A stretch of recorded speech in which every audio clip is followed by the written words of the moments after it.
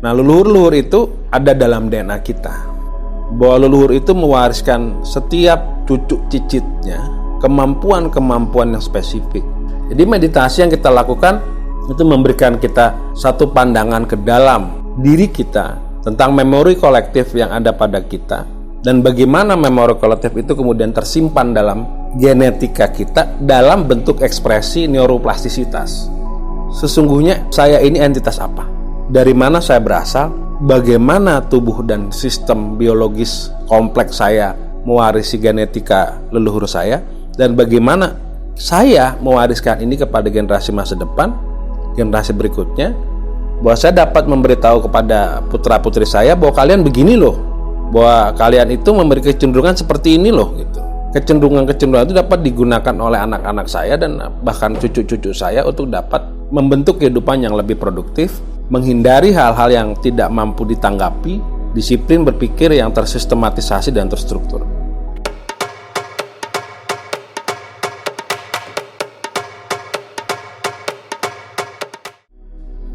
Salam jumpa, Jurnal Hendra. Kali ini kita akan bahas tentang fenomena leluhur, ya, gitu ya.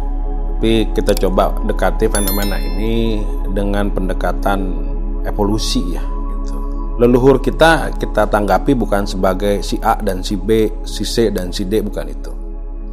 Tapi dalam tubuh setiap orang itu mewarisi bakat-bakat genetik dan juga yang kita bicarakan kemarin, neuroplastisitas.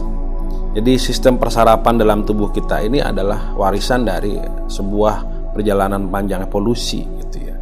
Sebuah perjalanan panjang bagaimana genetika itu diwariskan dari generasi ke generasi dan di mana komponen genetika itu beradaptasi dengan lingkungannya. Oke. Yang pertama, kita bagi leluhur-leluhur kita didasarkan pada lingkungan kehidupannya. Oke, yang pertama leluhur yang kita sebut arboreal. Bahwa leluhur kita adalah leluhur yang hidup di hutan, di kanopi hutan, lebih banyak menghabiskan waktu hidupnya tidak di tanah, tapi pada satu rangkaian pepohonan, satu hutan tropis, jarang turun ke tanah. Ini masih dapat kita saksikan dalam beberapa budaya dan peradabannya di arboreal.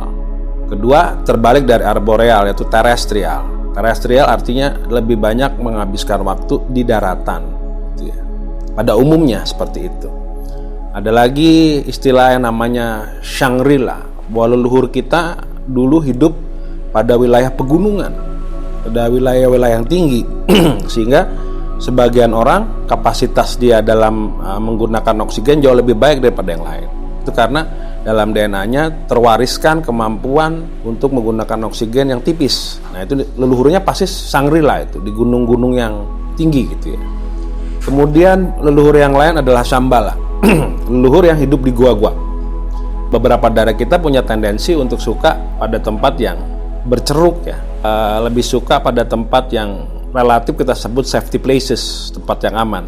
Nah, ini leluhurnya mungkin dulu hidup pada gua-gua atau Shambhala. Leluhur yang lain setelah arboreal, Shangri-La, Shambhala, ada leluhur yang kita sebut itu Atlantis gitu. Leluhur yang bagi banyak orang dipercaya dan diyakini bahwa dulu umat manusia pernah mencapai tahapan teknologi yang sangat tinggi sebelum era es terakhir. Sebagian orang sangat percaya itu, bahwa kehidupan abad Masehi ini adalah sebuah innuendo saja, bahwa sebelum abad Masehi ini telah ada peradaban dan satu bentuk kebudayaan dan teknologi yang sangat tinggi gitu.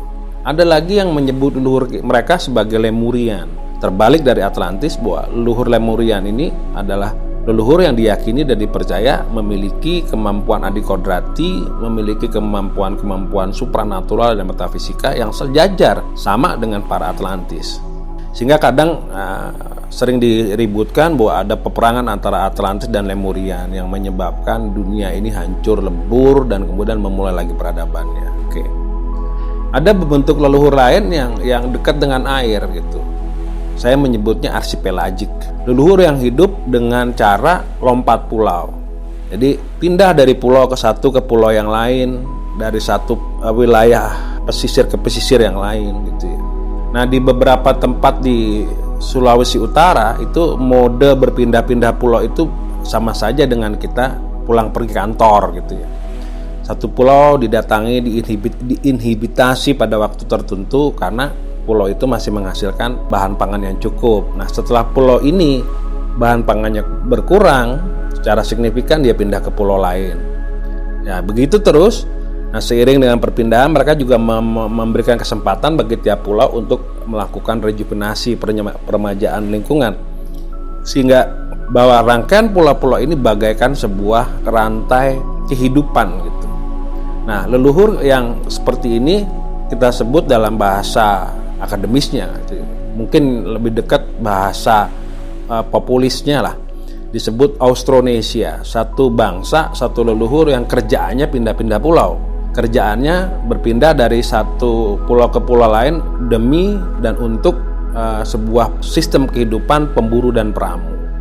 Ini banyak sekali kita temukan di Indonesia, dan memang sesungguhnya bahwa banyak leluhur kita yang sebetulnya itu Austrones gitu. Ada lagi leluhur yang lain, Melanes, leluhur dari sisi antropologi, dari sisi genetik kawan-kawan kita yang ada di Papua. Kemudian leluhur kita yang genetiknya udah mulai campur aduk nih, Austromelanesia dan seterusnya. Nah, leluhur-leluhur itu ada dalam DNA kita. Bahwa leluhur itu mewariskan setiap cucu cicitnya kemampuan-kemampuan yang spesifik. Ada orang yang punya bakat nyanyi, ada orang yang punya bakat menulis, ada orang yang punya bakat melukis, memahat, ada juga bakat-bakat kepemimpinan, ada juga bakat-bakat politik, dan itu diturunkan dari satu sistem sumber daya genetik yang berhubungan dengan bagaimana kita berpikir, our cognition, dan bagaimana sistem persarapan kita merespon banyak hal dan menghasilkan satu respon-respon yang sangat spesifik. Jadi leluhur kita bisa dekati dengan cara itu. Ya, apabila kawan-kawan ada yang leluhurnya bilang bahwa leluhur saya adalah Majapahit, leluhur saya dari Singasari, leluhur saya dari ini dan itu, leluhur saya adalah Erlangga, leluhur saya adalah begini dan begitu, mungkin itu lebih cenderung kepada pengaruh-pengaruh memori kolektif atau banyak dibicarakan pada ruang kehidupan yang secara tidak sadar kita endapkan dalam ingatan-ingatan kita, sehingga seakan-akan seolah-olah ada orang yang merasa dirinya adalah titisan Gajah Mada. Dan bahkan ada lagi juga, bukan hal yang aneh juga, ada kawan saya yang di status Facebooknya merasa bahwa dirinya adalah titisan dewa. Nah, itu adalah hal-hal yang menurut saya bukan hal yang luar biasa gitu ya. Itu hal yang biasa karena kemampuan kognitif dan kreatif kita itu dipengaruhi oleh cara kita mengingat banyak hal secara tanpa sadar gitu. Nah, dalam meditasi online di Jurnal Hendra, kawan-kawan banyak memperlihatkan pemandangan. Ada yang lihat dirinya ada di pinggir pantai, ada yang melihat bahwa dirinya ada di hutan, ada yang begini dan begitu. Itu adalah gambaran atau visualisasi yang dibentuk oleh neuroplastisitas yang didasarkan pada warisan genetiknya, divisualisasikan, dipicu di sedemikian rupa, sehingga itulah yang nampak dan terlihat pada saat meditasi. Nah, oleh karena itu, meditasi pada state tertentu, pada tahapan tertentu, itu bisa memberikan visualisasi dan bisa dijadikan indikator atau penanda seperti apa warisan genetik itu terekam, atau rekaman memori kolektif dalam bahan-bahan genetika kita. Seseorang atau katakanlah seorang individu yang karena dia meditasi, dia kemudian mengetahui secara visual, ya tentu saja visual yang tidak halusinatif, visual yang menggambarkan identitas dirinya dalam bentuk gambaran-gambaran lingkungan. Nah, ini kan memberikan arahan kepada orang yang bermeditasi, kecenderungannya apa gitu ya. Seseorang yang genetikanya melihat hutan dan arboreal tentu akan sangat doyan dengan lalap-lalapan, akan sangat peka terhadap hujan.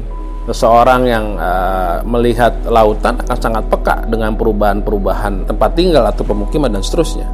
Jadi meditasi yang kita lakukan itu memberikan kita satu pandangan ke dalam diri kita tentang memori kolektif yang ada pada kita, dan bagaimana memori kolektif itu kemudian tersimpan dalam genetika kita dalam bentuk ekspresi neuroplastisitas.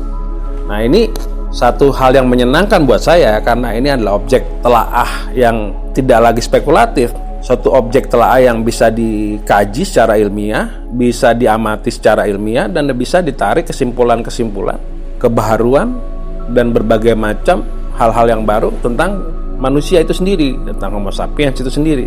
Jadi meditasi kita bukan meditasi yang halusinatif dan ilusif, bukan meditasi yang mencari kesucian dan seterusnya, tapi meditasi yang ditujukan untuk mengetahui latar belakang diri kita masing-masing. Kalau saya, setiap kali saya mencapai tahapan theta, saya selalu melihat bahwa diri saya sedang berenang di sungai. Selalu begitu. Hampir 80% asupan visual saya ketika saya meditasi itu saya melihat sungai. Artinya bahwa memori kolektif dan DNA saya betul-betul merekam bagaimana Hendra yang sekarang merupakan hasil dari pewarisan perjalanan kehidupan luhur-luhur saya yang masa lalu yang memang selalu berkontak dengan sungai. Sehingga saya selalu mengalami peristiwa dejavu, jamaisu, melankolia, romantika ketika saya berada di pinggiran sungai. Ini berbeda kalau saya di pinggiran laut. Tapi kalau buat saya lebih reaktif kalau saya ada di samping di sepadan sungai. Tentu saja teman-teman memiliki pengalaman-pengalaman yang berbeda dan memiliki romansa-romansa yang berbeda dalam menyikapi bagaimana dia bereaksi dan berinteraksi dengan lingkungannya. Ada kawan saya yang kalau dia di puncak gunung dia gembira, kemudian menjadi gimana gitu. Tapi juga banyak juga kawan-kawan yang tidak bisa lepas dari kota karena memori kolektifnya mungkin menyimpan hal-hal yang sifatnya teknologia gitu ya. Balik lagi itu jadi Atlantis gitu. Jadi kalau dia tinggal keluar dari kota, baru kira-kira setengah jam keluar dari pinggir kota, terjadi perubahan-perubahan psikologis yang unik gitu ya. Dan itu dapat diamati perubahan-perubahannya. Semua perubahan-perubahan, semua dinamika-dinamika dalam apa yang kita dapat tervisualisasikan ketika kita meditasi itu memberikan gambaran setidaknya tentang bukan siapa saya, apa saya. Siapa itu individu ya, tapi apa adalah sesungguhnya saya ini entitas apa, dari mana saya berasal, bagaimana tubuh dan sistem biologis kompleks saya mewarisi genetika leluhur saya, dan bagaimana saya mewariskan ini kepada generasi masa depan, generasi berikutnya, dengan tambahan, dengan underline bahwa saya dapat memberitahu kepada putra-putri saya bahwa kalian begini loh, bahwa kalian itu memberi kecenderungan seperti ini loh gitu. Kecenderungan-kecenderungan itu dapat digunakan oleh anak-anak saya dan bahkan cucu-cucu saya untuk dapat bahasanya membentuk kehidupan yang lebih produktif, menghindari hal-hal yang tidak mampu ditanggapi dan paling tidak terstruktur gitu. Bagaimana berpikirnya menjadi sebuah disiplin berpikir yang tersistematisasi dan terstruktur. Hal ini diharapkan dapat mengantarkan saya dan mungkin anak-anak saya, cucu-cucu saya untuk mencapai hal-hal yang beyond, hal-hal yang melampaui sekedar realitas yang begini dan begitu penuh dengan romantika. Nah, semakin ke depan ketika kita dalam grup jurnal Hendra di Telegram kita sudah saling berbagi wawasan, berbagi visualisasi tentang memori kolektif, tentang neuroplastisitas yang ada pada masing-masing individu. Makin ke depan ke sana, maka meditasi kita akan semakin elaborate. Diharapkan akan semakin mengantarkan kita pada bagaimana kita membentuk neuroplastisitas untuk kebutuhan-kebutuhan tertentu. Kalau orang dulu bilang kawaskitan, kanuragan, tapi kita akan konsentrasi di wilayah kawaskitan saja. Hidup sekarang tidak butuh anti bacok, hidup zaman sekarang butuh bijaksana, hidup sekarang butuh cool, butuh calm down, butuh anti stres. Nah, itulah kesaktian yang mungkin bisa kita hasilkan dari meditasi yang kita lakukan, boleh secara rutin dan ketika pada saat-saat penting tertentu di mana meditasi itu akan menghasilkan hal-hal yang luar biasa. Kira-kira demikian.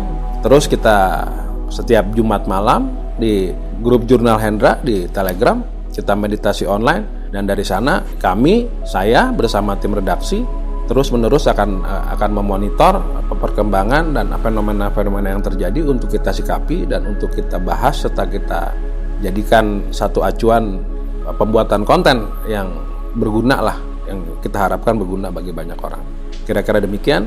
Terus bermeditasi, terus membentuk neuroplastisitas untuk beradaptasi dengan lingkungan, dan terus tidak ada jalan lain kecuali produktif, sehat dan bahagia. Selamat bertemu leluhur. Salam lagi dari Jurnal Hendra.